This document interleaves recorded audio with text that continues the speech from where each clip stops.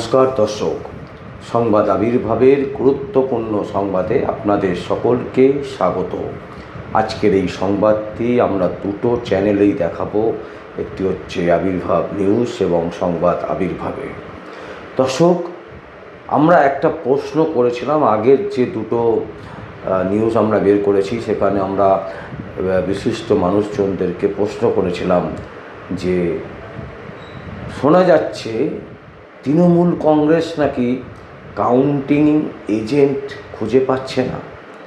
আমরা এই প্রশ্নটা করেছিলাম, আমাদের মনের থেকে মনে হয়েছিল কোথাও যেন একটা যে ঘটনাটা ঘটছে। কলকাতার বিভিন্ন জায়গায় ঘুরে এসে দর্শক এখন সত্যি আপনাদেরকে যে আপডেটটা দেব এই রাত্রিবেলায়, এটা কিন্তু একটা খুব গুরুত্বপূর্ণ বিষয়। শুধু গুরুত্বপূর্ণ নয় যে তৃণমূল কংগ্রেস আগামী 4 তারিখের পর যে ভেঙে তছনছ হয়ে যাবে, এখান থেকে কিন্তু একটা রূপরেখা বোঝা যাচ্ছে। কেন বলছি দর্শক, বিভিন্ন জায়গায় আমরা ঘুরেছি আজকে এবং যেখানে দেখতে পাচ্ছি যে তৃণমূল কংগ্রেসের কাউন্টিং এজেন্ট, মানে 4 তারিখে যে গণনা হবে সেই গণনা কেন্দ্রে যে এজেন্ট থাকার কথা, সেই এজেন্ট তৃণমূল কংগ্রেস জোগাড় করে উঠতে পারছে না। বিষয়টা কিন্তু সাংঘাতিকভাবে বিপদের নির্দেশ দিচ্ছে। মানে একেবারে তৃণমূল কংগ্রেসের দুয়ারে বিপদ এসে দাঁড়িয়েছে। কারণটা হচ্ছে কি? কারণ হচ্ছে কাউন্টিং এজেন্ট তারা পাচ্ছে না। প্রশ্ন হচ্ছে কেন, কিসের জন্য কাউন্টিং এজেন্ট পাচ্ছে না? এত বড় দল, তিনবারের ইলেক্টেড দল তৃণমূল কংগ্রেস, কোটি কোটি টাকার ব্যাপার, তারপরেও কেন এজেন্ট পাচ্ছে না? আসলে যেটা আমরা বিভিন্ন জায়গায় ঘুরে যেটা বোঝার চেষ্টা করলাম এবং যেটা আমরা বুঝতে পারলাম, তৃণমূল কংগ্রেসের যে সমস্ত এজেন্টরা যারা গিয়ে গণনা কেন্দ্রে থাকেন, তারা আর চাইছেন না কোনো অবস্থাতেই সেখানে ফিরে যেতে। তার কারণ তারা বুঝতে পারছেন যে এই রাজ্যে তৃণমূল কংগ্রেস আর আসছে না।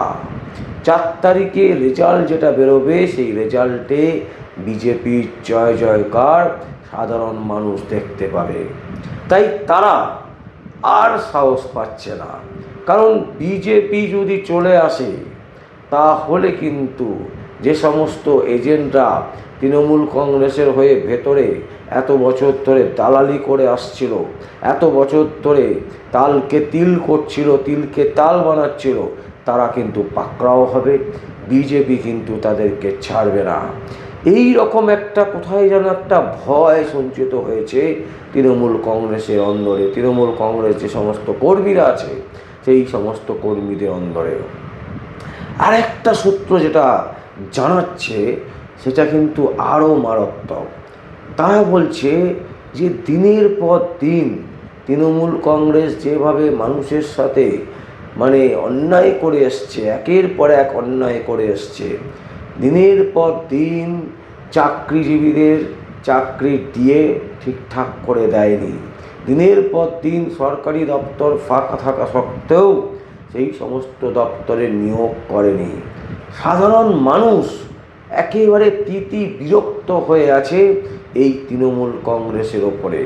তাই এখন যদি তারা গিয়ে এই যে এজেন্ট, বুথ এজেন্ট, সেই এজেন্টের কাজ করেন তৃণমূল কংগ্রেসের হয়ে, আর সেখানে দেখা যাচ্ছে যে বিজেপি আসছে, বিজেপির হাওয়া একেবারে তুঙ্গে, সবাই মনে করছেন যে বিজেপি আসছে, তাই এরা এই তৃণমূলের যে একটা এজেন্ট যারা এতদিন পর্যন্ত গণনা কেন্দ্রে তিলকে তাল বানিয়ে যেন তেন প্রকারণ মুখ্যমন্ত্রী মমতা ব্যানার্জির নির্দেশে জিতিয়ে আনত তৃণমূল কংগ্রেসকে, তারা বুঝতে পারছে যে তাদের হার এবারে নিশ্চিত। তাই তারা আর সাহস পাচ্ছে না। ভাবুন দর্শক, পাপ কোথায় গিয়ে ঠেকেছে। নিজের মানুষজন, যে মানুষজনকে এতদিন টাকা পয়সা দিয়ে তৃণমূল কংগ্রেসের নেত্রী একেবারে ফুলিয়ে ফাঁপিয়ে রেখেছিলেন, সেই মানুষগুলো কিন্তু এখন আর এজেন্ট হিসাবে থাকতে চাইছেন না গণনা কেন্দ্রে। এবং সেই কারণে আমরা যেটা দেখলাম, কুণাল ঘোষ তিনি চলে যাচ্ছেন গণনা কেন্দ্রের ওখানে গিয়ে দেখে আসছেন সব ঠিকঠাক আছে কিনা। মমতা ব্যানার্জি নিজে চলে যাচ্ছেন এবং নিজে তিনি বলছেন যে আমি 4 ঘন্টা ছিলাম, আপনারাও থাকুন, আপনারা বুথ পাহারা দিন, কারণ এই যে গণনা হবে, এই গণনা কেন্দ্রে যদি জালিয়াতি হয় তাহলে কিন্তু তৃণমূলের ভরাডুবি। শুধু তিনি নন, কুণাল ঘোষকে যেমন পাঠাচ্ছেন তার সাথে শশী পাচাকেও পাঠাচ্ছেন। অনেকে ঠাট্টা করে বলছেন যে তৃণমূল কংগ্রেস এতদিন পড়াশোনা করা যে সমস্ত ছেলেমেয়েরা যারা চাকরির জন্য হা হুতাশ করে বেরিয়েছে তাদেরকে রাস্তায় বস করিয়ে রেখেছিল এই সুপ্রিমো মুখ্যমন্ত্রী মমতা ব্যানার্জি এবং তার নেতৃত্বাধীন সরকার।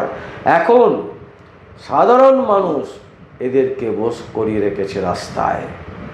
ভাবুন দর্শক, ভয়ঙ্কর বিপদের সংকেত দেখতে পাচ্ছি আমরা।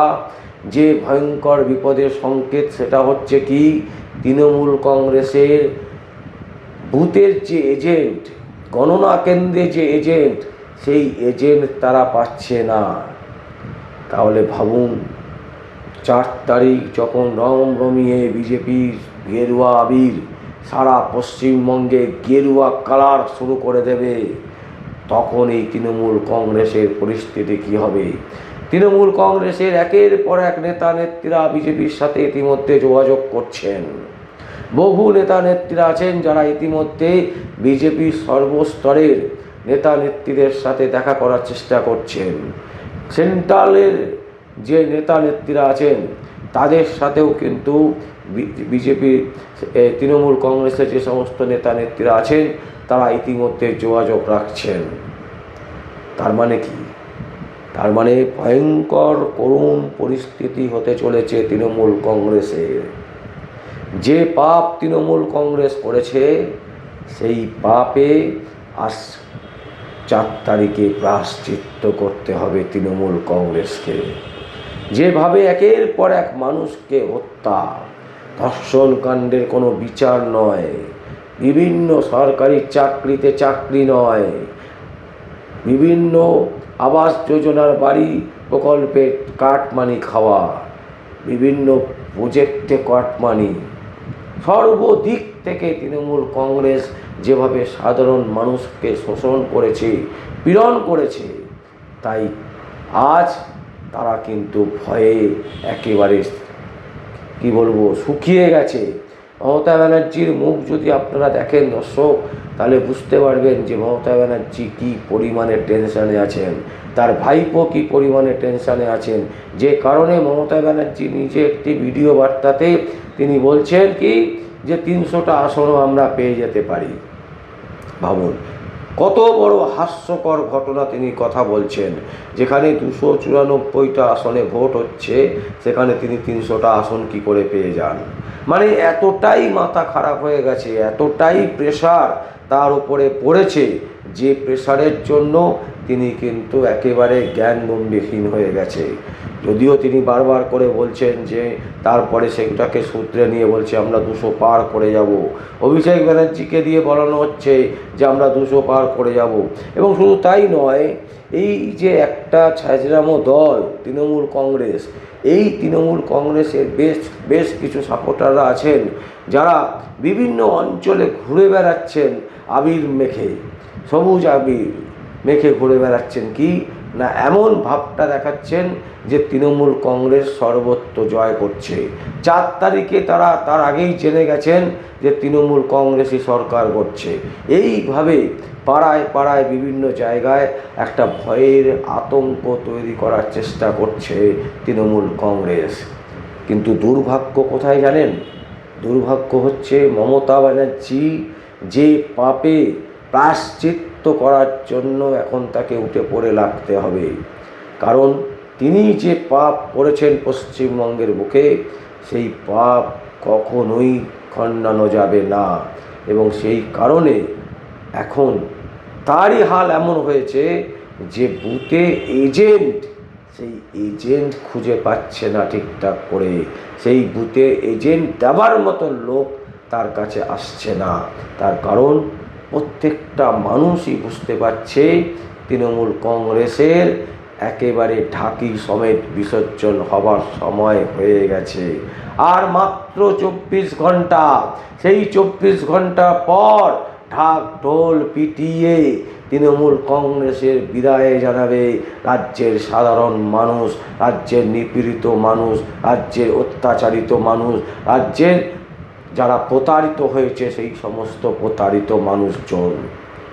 দর্শক, আমরা এই ভয়ঙ্কর যে ইঙ্গিত আমরা পাচ্ছি, বিভিন্ন জায়গায় ঘুরে বিভিন্ন জায়গা থেকে যেভাবে আমাদের কাছে ফোন আসছে, যেভাবে আমরা জানতে পাচ্ছি, দেখতে পাচ্ছি যে তৃণমূল কংগ্রেস বুথে গোনার মানে ভোটের যে কাউন্ট গোনার সেই কাউন্টিং এজেন্ট পাচ্ছে না।